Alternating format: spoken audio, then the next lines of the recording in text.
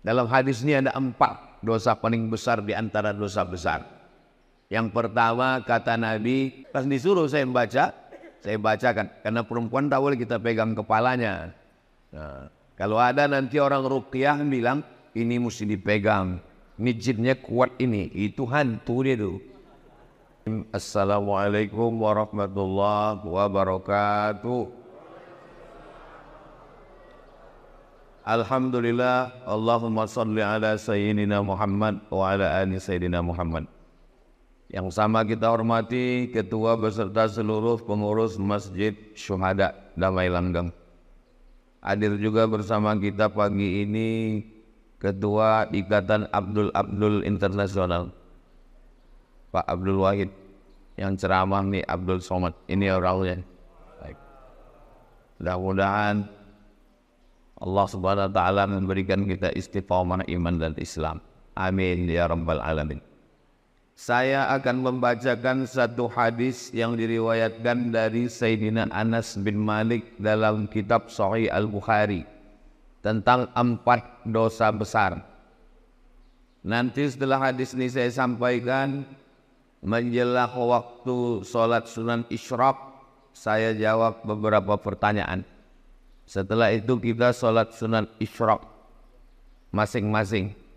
Setelah sholat sunan isyraq, kabarnya ada acara makan bersama di rumah masing-masing.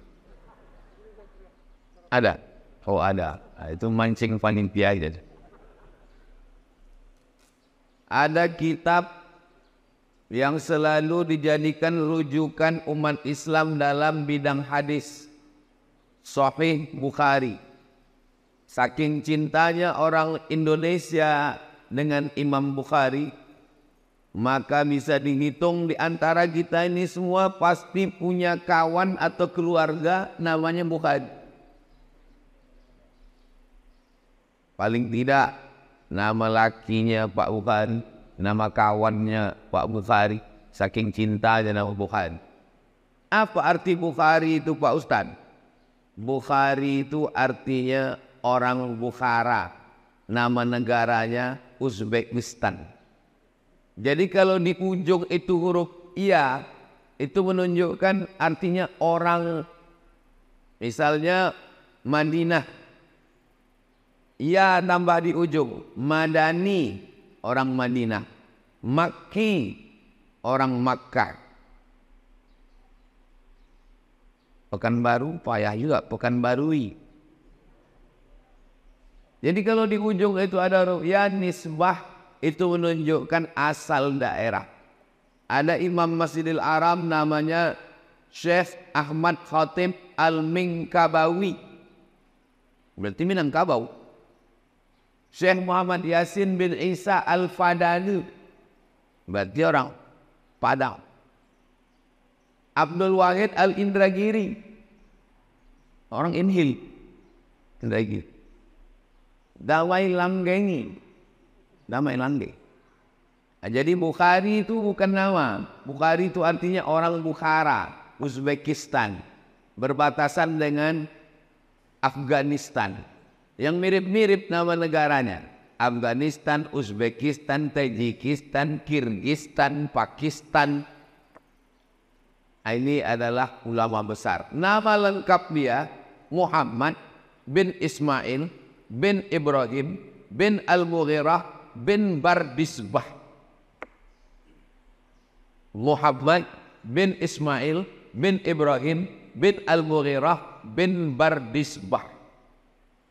Kenapa Ustadz hafal cuman sampai Bardisbah? Karena Bardisbah ini atuknya yang kelima, mu'allab Persia masuk Islam. Dia bukan orang Arab. Jadi kalau ada orang mengatakan, saya ini Pak Ustadz tak bisa bahasa Arab, tak paham Quran karena bukan orang Arab. Imam Bukhari pun bukan orang Arab. Tapi ada yang bilang katanya Ustadz Somad orang Arab. Arab cemas, Arab maklum. Jadi Imam Bukhari ini orang Persia, atuknya mu'allab, lalu kemudian umur 16 tahun dia pergi ke kota Makkah Al-Mukarramah melaksanakan ibadah haji. Lalu kemudian dari kota Makkah dia pergi ke kota Al-Madinah Al-Munawwarah ziarah ke makam Nabi Muhammad SAW. Ketika sedang ziarah itu, sedang di Madinah, dia bermimpi berjumpa dengan Nabi Muhammad SAW. Ketika dia sedang bermimpi dengan Nabi Muhammad SAW itu, dia bermimpi dia sedang mengkibaskan kipas pengusir lalat. Lalu setelah dia terbangun, ditengok kitab takwil, makna mimpinya itu mengkibaskan kipas menghalau lalat, artinya bahwa dia membersihkan ajaran Islam dari hadis-hadis palsu. Karena lalat ini membawa bakteri kotor, najis. Maka mengkibaskan kipas menghalau lalat artinya menghilangkan hadis-hadis palsu dari ajaran Islam. Dan memang akhirnya dia menulis kitab yang isinya sahih semua. Itulah dia dikenal dengan kitab Sahih Al-Bukhari. Kenapa disebut sahih? Karena isi dalam kitab Sahih Bukhari itu tidak ada hadis dhaif, tidak ada hadis palsu, semuanya hadis sahih. Memangnya ada hadis itu yang palsu Pak Ustaz? Ada. Kasih contoh hadis palsu. Al-Bazinjan syifa'un min kulli da'. Terong obat dari segala macam penyakit. Itu hadis palsu. Siapa yang membuat? Bang jual terong. Jual terong tulat. Tapi tidak semua hadis tentang makanan itu palsu. Habbatus sauda syifa'un min kulli da'. Habbah sauda, biji-biji hitam, sekarang sudah banyak dijual dalam bentuk minyak, dalam bentuk kapsul. Obat dari segala macam penyakit. Itu hadis sahih. Alaikum bisyifa'aini, hendaklah kamu berobat dengan dua obat penyembuh. Al-asal, madu. Hadis tentang madu ada yang sahih, ada yang dhaif, tapi tidak palsu. Jadi tentang hadis sahih, palsu, dhaif, itu kita mesti serahkan kepada para ulama. Yang paling mudah, kalau beli kitab hadis, tengok di bawah statusnya. Hadis sahih. Berapa status hadis? 4. Yang paling tinggi sahih. Di bawah sahih, hasan. Di bawah hasan, dhaif. Di bawah dhaif, maudhu'. Contoh hadis dhaif. Allahumma barik lana fima razaqtana wa qina azabannar. Dhaif.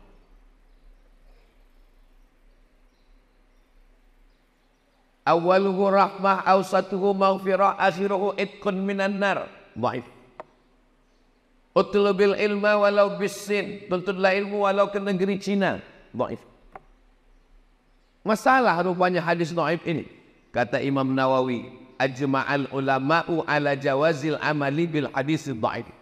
Ulama sepakat boleh mengamalkan hadis dhaif. Mana tahu nanti ibu bapak sedang makan. Allahumma barik lana fima razaqtana wa qina azabannar. Datang orang sebelah, itu hadis dhaif. Emang masalah buat lo? Hadis dhaif tidak masalah, tak apa-apa diamalkan. Dengan syarat 5. Pertama, bukan dalam masalah akidah. Dalam masalah akidah tak boleh hadis dhaif. Kedua, bukan masalah hukum fikih halal haram. Masalah halal haram tak boleh hadis dhaif. Ketiga, tidak ada periwayatnya yang kazab, pendusta, penipu, pembohong. Keempat, masih bernaung di bawah hadis sahih. Kelima, untuk fadail amal, motivasi beramal. Boleh beramal dengan hadis dhaif.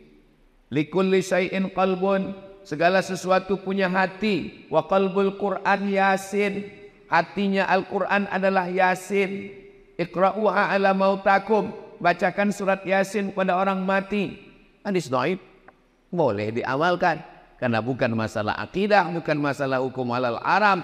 Tidak ada periwayatnya yang kazab, pendusta, penipu, pembohong. Masih bernaung di bawah hadis sahih dan dia untuk fadail amal, motivasi beramal. Ini dikaji di pondok-pondok pesantren.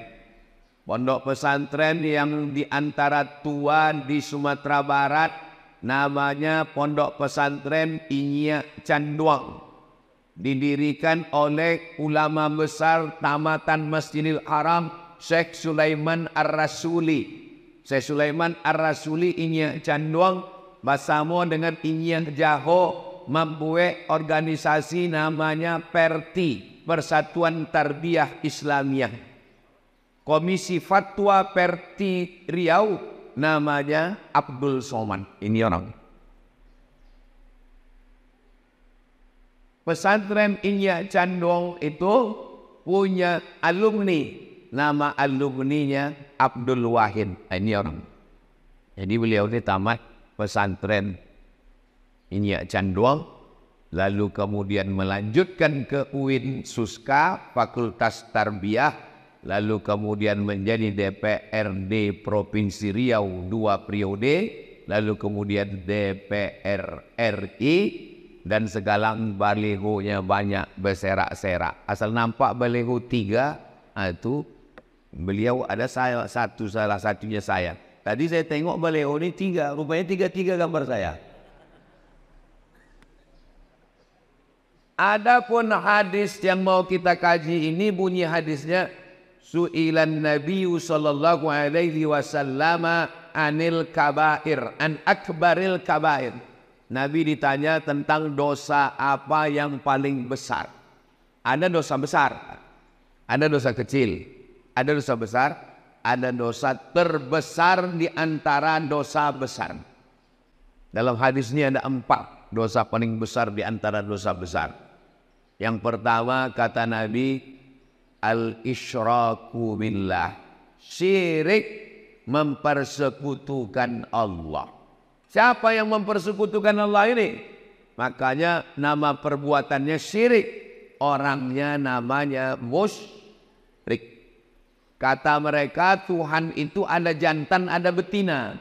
Tuhan yang jantan namanya Allah, Tuhan yang betina namanya Lata. Ada Lata, ada Uzza, ada Manat, ada Hubal, ada Jibti, ada Tawun, ada Naham. Tuhan jantan namanya Lata, Tuhan betina namanya, Tuhan jantan namanya Aziz, Tuhan betina namanya Uzza. Tuhan jantan namanya Manan, Tuhan betina namanya Manat. Tuhan jantan namanya Allah, Tuhan betina namanya Lata. Nikah Tuhan jantan sama Tuhan betina tadi, lahirlah anak-anak Tuhan. Anak Tuhan itu malaikat-malaikat, banatullah, anak Tuhan. Jadi tentang cerita Tuhan punya bini dan punya anak, itu kerja orang musyrik. Dari mana pemikiran Tuhan berbini beranak ini? Ini datang dari budaya Yunani kuno. Ada Tuhan jantan namanya Zeus, yang sekarang sudah masuk dalam game online dan judi online. Zeus ini punya bini Tuhan. Lalu lahirlah anaknya laki-laki turun dari langit ke bumi. Nama anaknya itu Hercules, anak Zeus. Bini Zeus mati. Kemudian Zeus berbini lagi. Bininya yang kedua ini jahat, kejam, memusuhi Hercules. Itulah setan. Jadi kalau ada bini jahat berarti tak ada saya bilang begitu. Jadi mitologi namanya. Ketika datang Nabi Muhammad SAW, ajarannya yang pertama adalah jangan syirik. Makanya kalau orang mau masuk Islam, dia mesti bisa mengesampingkan ini semua. Ajaran pertama dalam Islam, la ilaha. Kau jangan menyembah pokok kayu. Menyembah pokok kayu itu syirik, karena menduakan Allah. Kita diajarkan 17 kali sehari semalam, iyyaka na'budu wa iyyaka nasta'in. Ini sekarang banyak orang iyyaka na'budu wa duku nasta'in. Kenapa berdukun itu syirik? Karena dukun-dukun berkawan sama setan. Dukun mintanya ke setan. Saya tak percaya Pak Ustadz dukun itu mintanya ke setan. Buka Quran juz 29. Ada satu surat namanya surat Al-Jin. Kenapa surat Al-Jin Bapak dengarkan aja pengajian. Ya, terbaik. Karena pengajian subuh ini udah direkam. Kenapa surat Al-Jin? Karena memang makhluk jin itu ada. Siapa yang tak percaya kepada jin, berarti dia tidak percaya kepada surat Al-Jin. Kalau tak percaya kepada surat Al-Jin, berarti tak percaya kepada Quran. Jadi kalau ada orang mengatakan, kau jangan percaya kepada jin. Loh, memang ada dalam Quran. Yang tidak boleh itu adalah percaya bahwa jin bisa menguasai kita. Itu yang tak boleh. Karena yang berkuasa hanya Allah. La haula wa la quwwata illa billah. Makanya sebelum tidur malam dibaca Al-Fatihah sekali, Qul huwallahu 3 kali, Al-Falaq sekali, An-Nas sekali, ayat kursi sekali, dihembuskan ke tapak tangan, disapukan ke muka, ke kepala, ke badan. Dibacakan Fatihah sekali, Qul huwallahu 3 kali, Al-Falaq sekali, An-Nas sekali, ayat kursi sekali, dihembuskan ke air, diminumkan, dimandikan. Air yang sudah dibacakan ayat-ayat tak boleh dipakai cebok. Diminum habis. Takut saya terkencing-kencing Pak Ustaz, siramkan ke pokok bunga. Kalau terganggu, yang anak gadis, yang cantik-cantik, jangan sombong. Karena tak semua laki-laki itu bisa menerima kenyataan. Nanti sakit hati dia, diganggunya pinggir jalan. Adek, mau tak nikah sama abang? Diam kau kucing kurap, wih. Diambilnya air liur itu, dibawanya ke dukun. Dukun minta ke setan, dibacakannya mantra. Kakang telinga bosi mulut kesongkang gigi terkunci. Makan mie ayam, nampak muka jantan tubuh gelombang. Makan bakso, nampak muka dia. Pas mau makan gulai sate, nampak dia. Siang malam terbayang-bayang, makan tak kenyang, tidur tak lelap, kena pelet. Saya di rumah ada juga pelet. Pelet ikan koi. Maka anak-anak kita diajarkan membaca-baca. Bang Abdul Wahid pun perlu juga ini, tak perlu kita ajari, dia tamat pesantren. Membaca-baca. Kenapa? Tidak semua orang niat baik, dukun, santet, jin, setan, segala macam. Saya jadi dewan juri musabaqah tilawatil Quran Kabupaten Indragiri Hulu di Pematang Rebak. Pagi-pagi pergi saya mau sarapan. Pas mau sarapan dipanggil orang. Ustaz Somad, Ustaz Somad. Ada apa? Saya bilang, tolong Pak Ustadz, ini diganggu jin. Rupanya ada anak gadis perempuan, matanya wow. Orang itu rupanya udah membacakan ayat kursi, jinnya tak keluar. Suruh orang itu saya membaca, tak mungkin saya nolak. Masa LCMA nolak? Gengsi lah. Sebetulnya saya tak pernah meruqyah, tapi karena disuruh ruqyah. Orang itu kenapa jinnya tak keluar? Dibacanya pelan. Allahu la ilaha illa huwal hayyul qayyum. Mana mau dia keluar? Pas disuruh saya membaca, saya bacakan. Karena perempuan tak boleh kita pegang kepalanya. Nah, kalau ada nanti orang ruqyah bilang, ini mesti dipegang. Ini jinnya kuat ini. Itu hantu dia tuh. Saya baca ke telinga sebelah kanan dari jarak jauh. Allahu la ilaha illa. Sadar dia. Entah jin itu takut, entah terlalu kuat, Allahu a'lam. Sehat dia. Alhamdulillah. Sejak itu takut saya. Sejak itu kalau ada orang kerasukan diganggu jin, saya kasih nomor kawan saya. Hubungi nomor ini. Satu hari salah nomor, rupanya nomor BNN. Badan Narkotika Nasional. Bapak Ibu yang dimuliakan. Tapi tidak semua orang itu karena gangguan jin. Ini kadang banyak jamaah ini mengadu ke saya. Ustaz Somad tolong bacakan air Pak Ustaz. Laki saya ini malas sembahyang. Ustaz Somad tolong bacakan air Ustaz. Laki saya ini selingkuh. Lama-lama saya mikir, kenapa semua salah jin? Pas kita bacakan ayat kursi diminumnya, tak ada reaksi. Memang dia tidak terganggu jin, laki kau gatal. Sikit-sikit salah jin, sikit-sikit salah jin. Karena kita kasihan juga sama jinnya. Nanti lama-lama keluar KPJ, Komisi Perlindungan Jin. Saking banyaknya jin yang teraniaya. Bahkan jin pun udah banyak yang pensiun. Kata jin, aku udah tak menggoda manusia lagi. Lebih parah pula orang itu dari aku lagi, kata dia. Bapak Ibu yang dimuliakan Allah. Dibawalah Ustadz Ruqyah ke rumah sakit. Sampai di rumah sakit, dibaca Ustadz nilai ayat kursi. Allahu la ilaha illa huwal hayyul qayyum. Diludahinya Ustadz. Apa kata dia? Sesama jin dilarang saling mengusir. Rupanya ulah yang membaca itu 11-12 sama yang dibaca. Jadi kata orang kampung kita, ini bukan masalah pistolnya, tapi masalah orangnya. Kalau bahasa kampungnya, man behind the gun. Orangnya. Imam Ahmad bin Hanbal, Imam Hambali tidak ada membacakan ayat kursi. Sakitlah adik raja di Baghdad, Irak. Sakit adik raja, diminta doa. Imam Ahmad bin Hanbal suruh datang ke istana. Kata Imam Ahmad bin Hanbal, aku tak perlulah datang ke istana. Lalu kemudian dikasihnya terompah kayu. Kita kalau bisa di toilet itu kasih terompah kayu. Kenapa di toilet terompah kayu? Supaya kaki tak kena najis. Karena setan masuk dari was-was akibat kaki kena najis bekas percik kencing.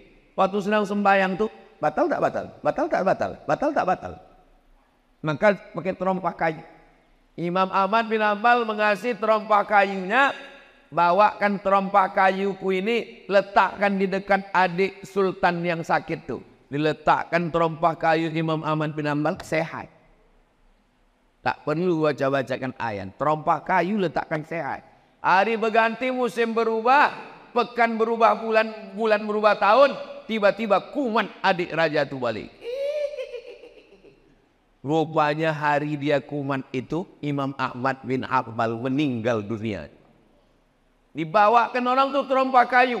Ini terompah kayu. Kata jin tuh, aku bukan takut sama terompah kayunya, tapi aku takut sama yang punya terompah kayu. Dan yang punya terompah kayu sudah mati. Jadi rupanya kalau kuat iman kita, belum lagi kita bacakan ayat itu, setan itu sudah lagi ligah pugang, nintang pukang tunggang larga. Kalau menengok dari jamaah subuh Masjid Syuhada ini nampaknya orang-orang yang ditakuti setan semuanya. Tapi nggak tahu juga lah ya. Mudah-mudahan kita selamat dari syirik, insya Allah. Amin.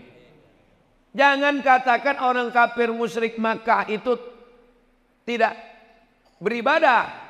Orang Makkah musyrik Abu Jahal, Abu Lahab itu rajin beribadah.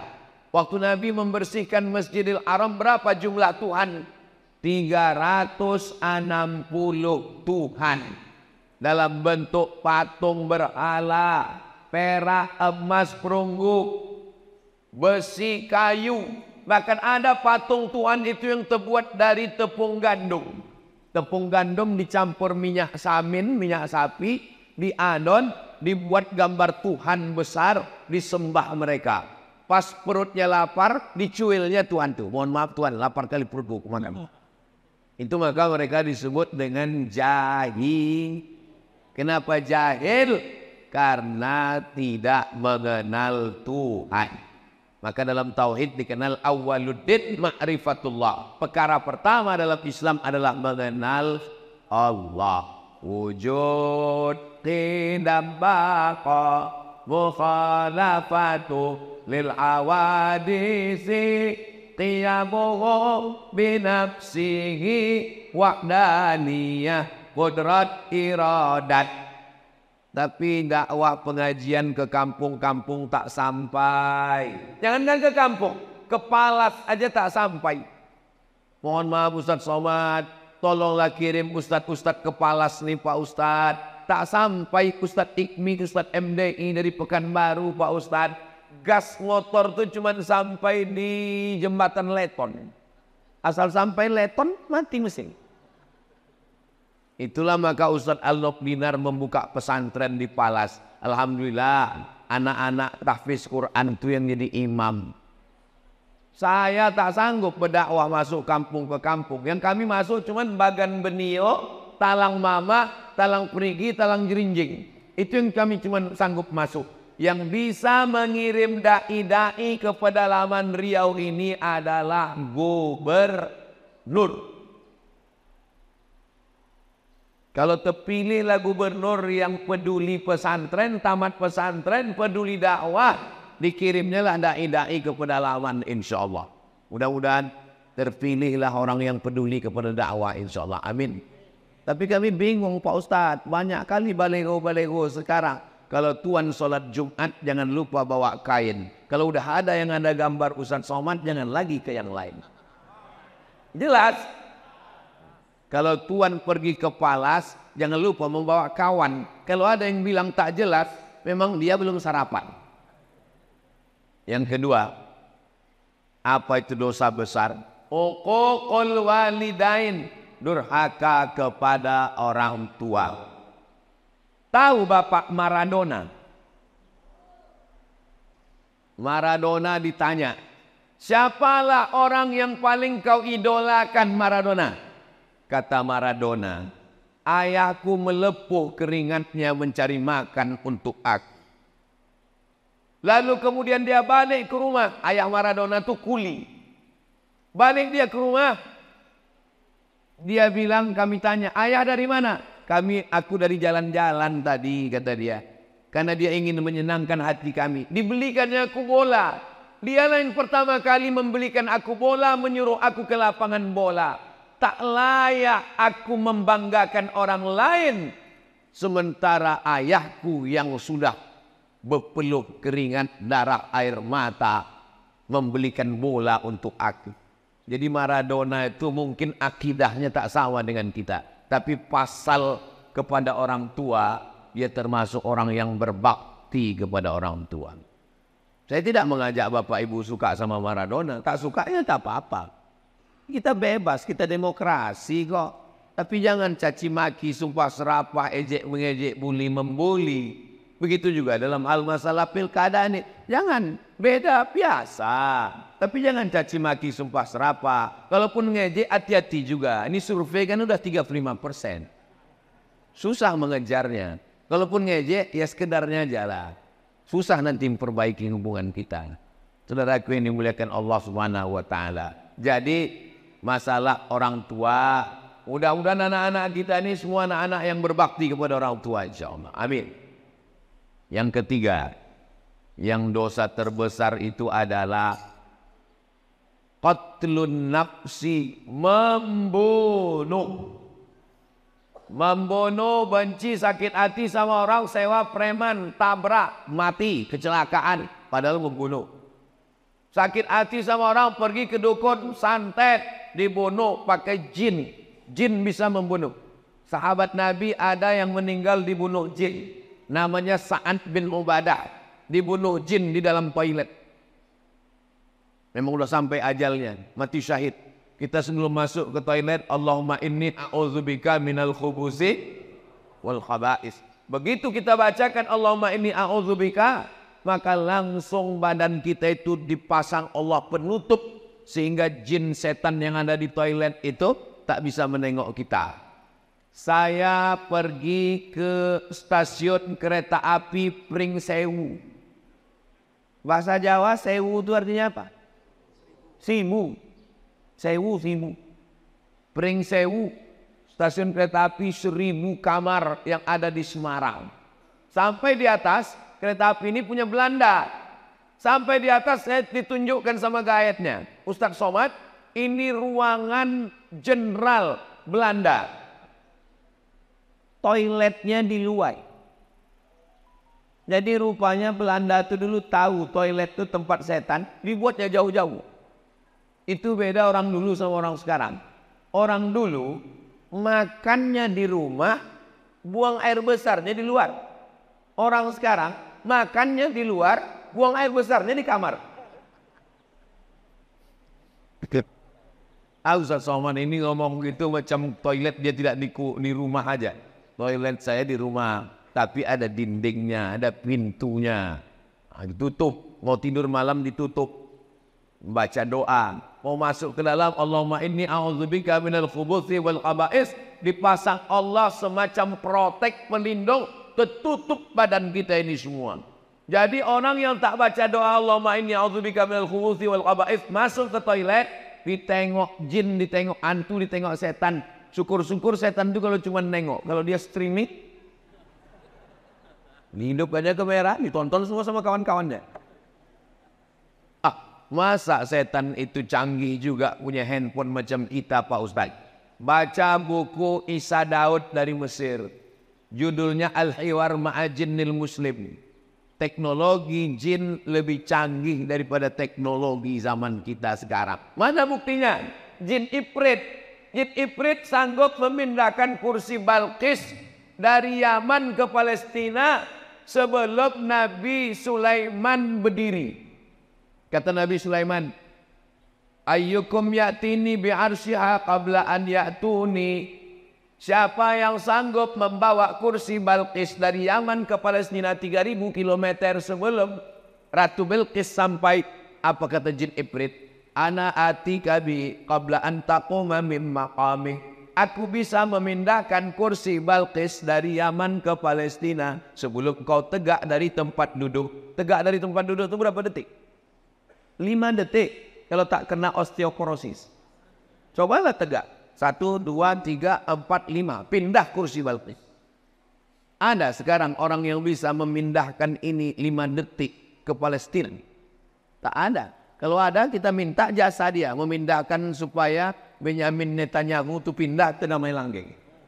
Sampai sini baru kita gulai dia. Asam podeng.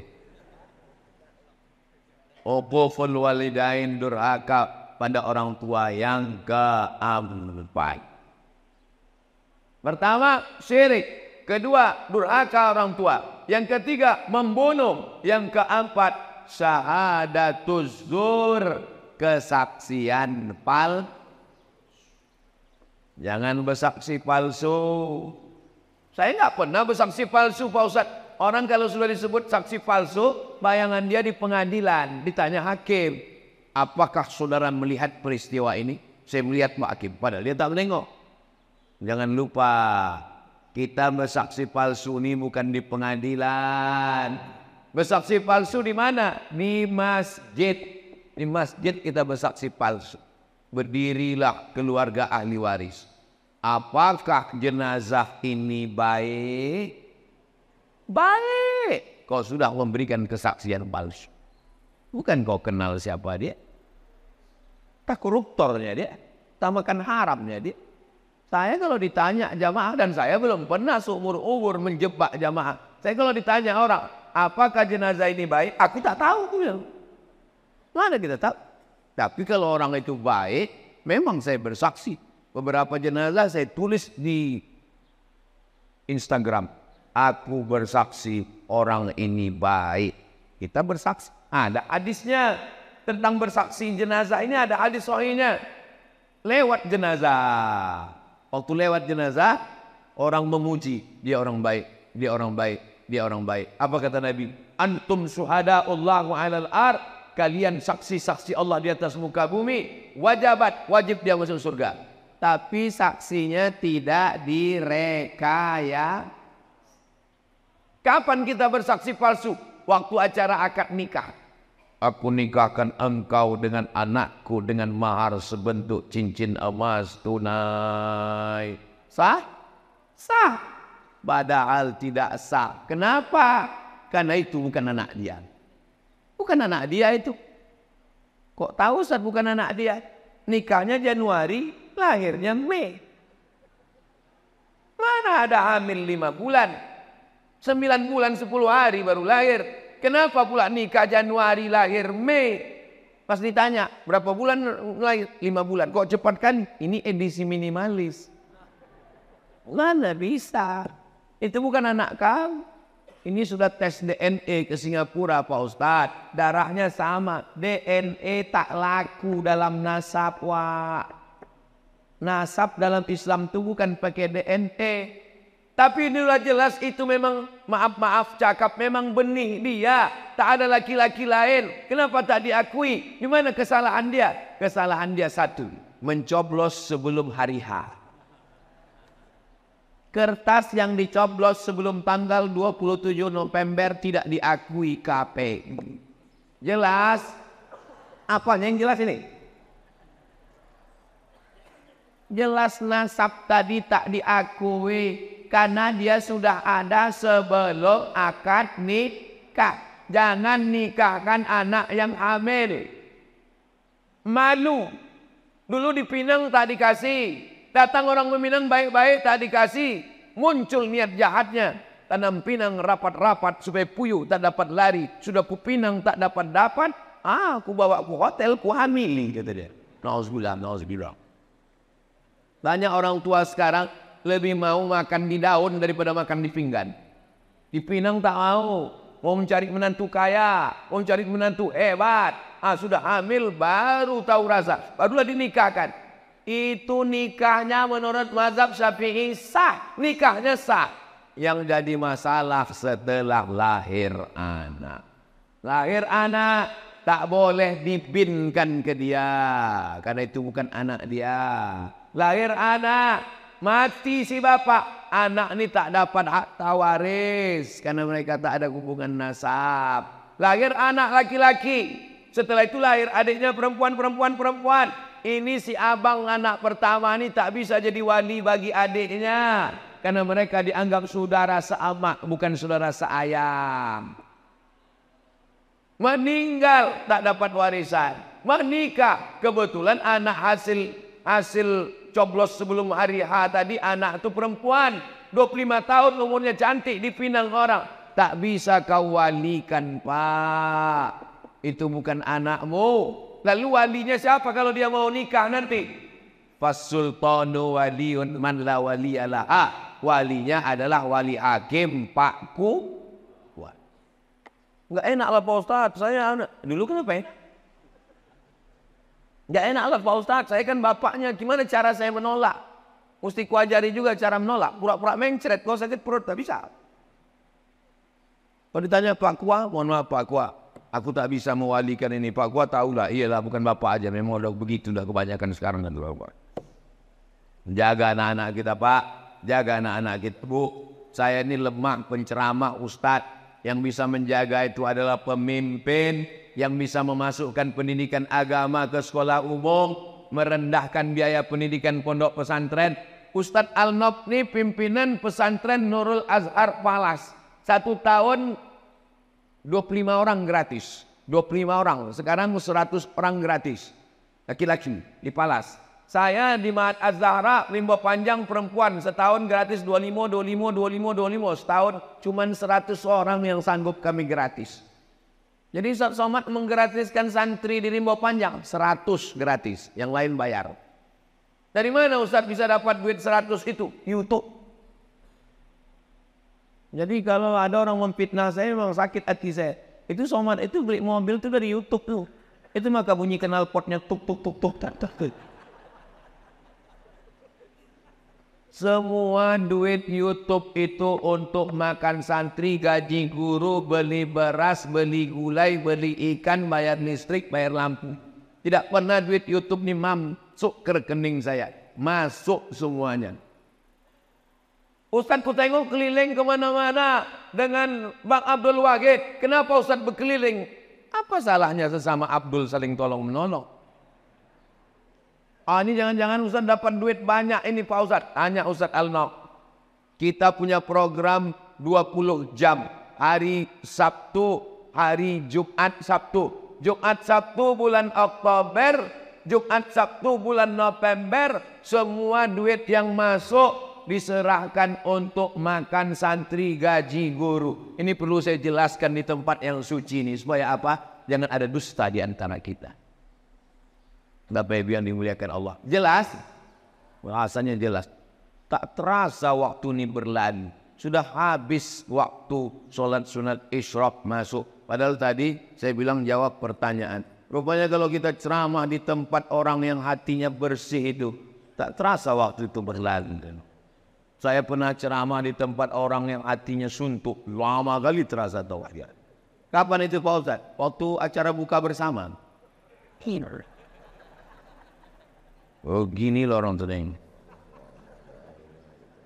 Selesai tausiah, mohon maaf Pak Ustaz. Saya mohon maaf Bapak Ibu. Saya tadi waktu tausiah itu lama kali saya rasa, saya bilang. Kata jamaah itu kami yang mendengar lebih lama lagi Pak Ustaz. Saya jawab dulu ini dulu, habis saya jawab baru kita sholat sunat isyraq 2 rakaat. Saya seorang muslimah sudah tak muda lagi, usia 35 tahun. Masalah umur ini bukan masalah angka, Besti. Umur ini masalah rasa. Saya nih rasa saya sekarang rasa 27 aja. Beberapa bulan yang lalu datang seorang laki-laki berusia 28 tahun. Ingin menjalani hubungan serius dengan saya. Kalau memang dia serius, jangan cuma berani bawa mawar, tapi berani bawa mahar. Saya selidiki laki tersebut ternyata pekerjaannya seorang pembeli berondolan sawit. Mantap. Dan dia mau sholat tapi belum 5 waktu. Tambah. Kemudian pas hari Jumat beliau saya WA di waktu sholat Jumat dan dia menjawab WA saya dan kita chattingan sepanjang waktu sholat Jumat. Jangan terima lagi. Sedang Tuhan aja dia khianati, apalagi kamu. Dan saya menolak beliau dengan alasan perbedaan usia yang jauh. Masalah umur tak masalah. Nabi Muhammad dengan Khadijah jauh 15 tahun, tak apa-apa. Dalam hati saya karena pekerjaan beliau yang saya ragu kehalalannya. Yang jadi pertanyaan, ini curhat banyak kali nih. Apa pekerjaan sebagai pembeli berondol itu halal? Jual belinya sah, pekerjaannya halal. Selama tidak ada unsur tipu, tidak ada unsur kazib bohong, tidak ada unsur zulm aniaya, maka jual beli berondol sah. Apakah saya salah mendosa karena telah menolak sinyal jodoh dari Allah di usia saya? Istikharah. Masalah dia tak sembahyang Jumat udah kena pancing sekali kasih tahu. Bang, kemarin kita chatting hari Jumat tuh, kenapa kau chatting terus? Berarti kau tak sembahyang Jumat. Dek, sebetulnya abang musafir. Oh, tak boleh kita sembarang tuduh. Mudah-mudahan dia sholat. Kalau dia mau bagus, terima dia dengan baik. Mudah-mudahan jadi keluarga yang sakinah mawaddah warahmah, insyaallah. Amin ya rabbal. Hah? Mana? Makin-makin kecil tulisan ini, Ustaz. Anak saya mondok di Mojokerto. Dari tahun kemarin kelas 1 SMP. Dari pertama masuk anak sudah diganggu oleh jin. Anak saya tetap bertahan dan selalu beberapa bulan kuku anak saya dicabut satu persatu oleh jin ini. Anak saya sering pulang hampir 1 tahun begitu terus, Ustazah. Anak saya suruh pindah pondok, tidak. Saya mau bingung, akhirnya kenalkan kelas 2 SMP. Loh kok ini dicabut lagi kukunya? Oh berarti ini jin PKI ini. Suka mencabut kuku. Kalau suka mencabut alis mata, itu jin perempuan.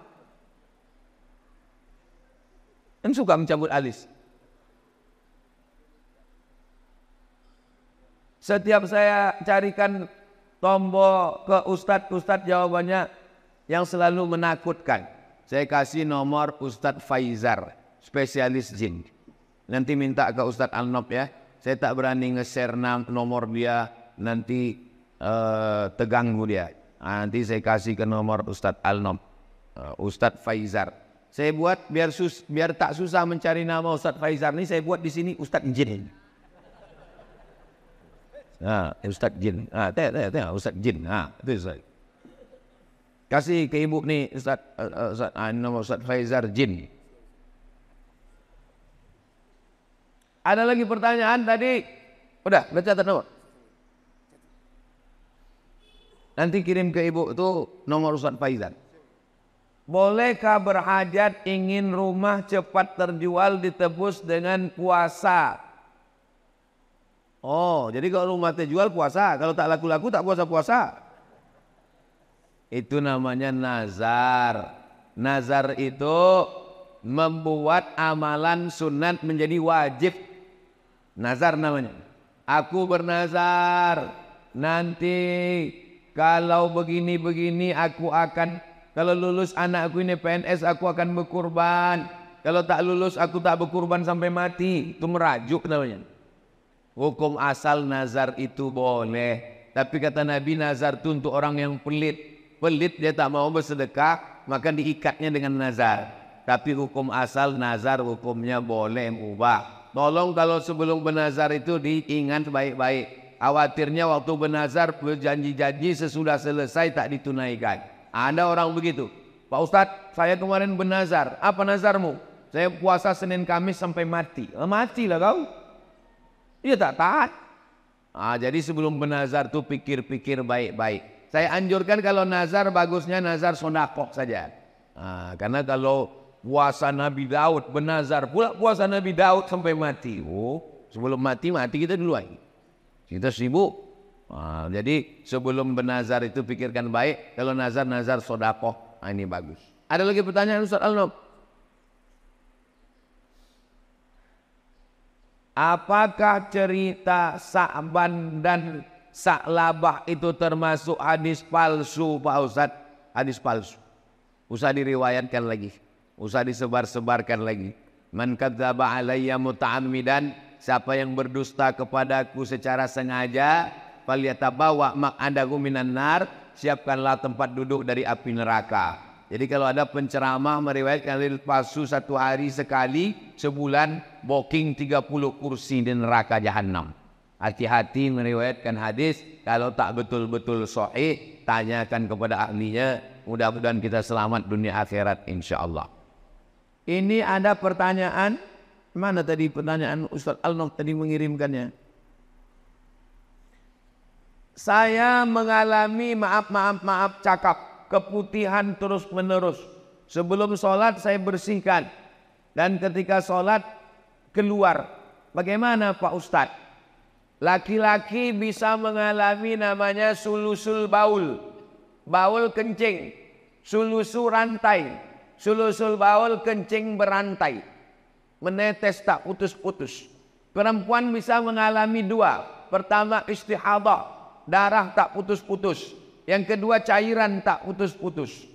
Maka cara mengatasinya bagaimana? Dibersihkan sebelum masuk waktu sholat. Pergi ke toilet, bersihkan, sesudah itu pakai pembalut. Setelah dipakai, berwuduknya setelah masuk waktu. Jadi kalau zuhur jam 12.15, jangan berwuduk sebelum azan, sebelum masuk waktu. Begitu mendengar suara azan, Allahu Akbar, Allahu Akbar, masuk ke toilet, bersihkan, pasang pembalut, maka yang menetes setelah wuduk tadi, ma'fu anhu, termaafkan. Bisa terjadi tiga.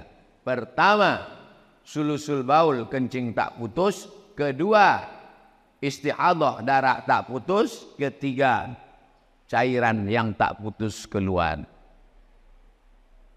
Khurujus syai'i anis sabilaini, keluar sesuatu dari dua jalur. Dari kubul bagian depan, dubur bagian belakang. Kalau keluar dia batal wudhu. Kalau batal wudhu, batal sholat. Tapi ada keringanan.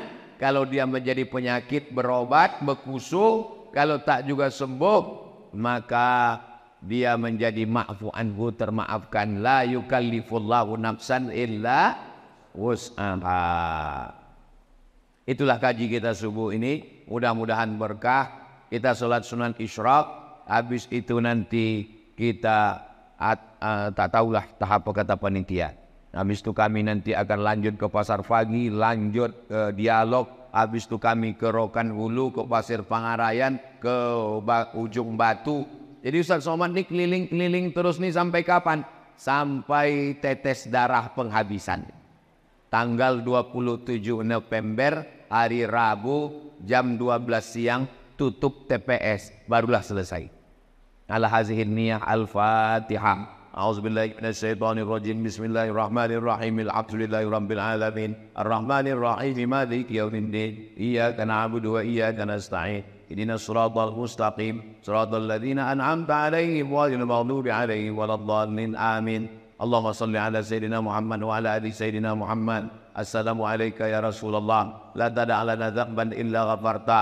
Pulang kami dari masjid syuhada ini bersih dari dosa-dosa. Wala dainan illa qadaita, tolong kami lepas dari hutang piutang riba. Wala maridan illa syafaita, yang sakit-sakit angkat penyakitnya. Wala mayitan illa rahimta, yang meninggal dunia ampunkan dosanya. Wala aziban illa zawajata, yang belum menikah jumpakan dengan jodohnya. Wala raghiban illa anjabata, berikan keturunan soleh solihah anak penghafal Quran. Ya qadiyal hajat, engkau menunaikan hajat. Iqdi hajatina, tunaikan segala hajat kami. Allahumma rzuqna imaman adila, berikan riau pemimpin yang adil dan amanah, pemimpin yang takut kepada engkau ya Allah, pemimpin yang peduli kepada anak yatim, fakir miskin ya Allah. Rabbana taqabbal minna innaka antas samiul alim wa tub alaina innaka antat tawwabur rahim. Rabbana atina fid dunya hasanah wa fil akhirati hasanah wa qina azabannar. Wa sallallahu ala sayyidina Muhammad wa ala alihi wa sahbihi wa sallam walhamdulillahi rabbil alamin. Taqabbalallahu minkum minna wa minkum taqabbal ya karim. Salat sunat Isyraq 2 rakaat, habis itu baru kita bersalam-salaman. Usolli sunatal Isyraq raka'ataini lillahi ta'ala. Terima kasih segala perhatian, mohon maaf segala kesilapan. Wassalamualaikum warahmatullahi wabarakatuh.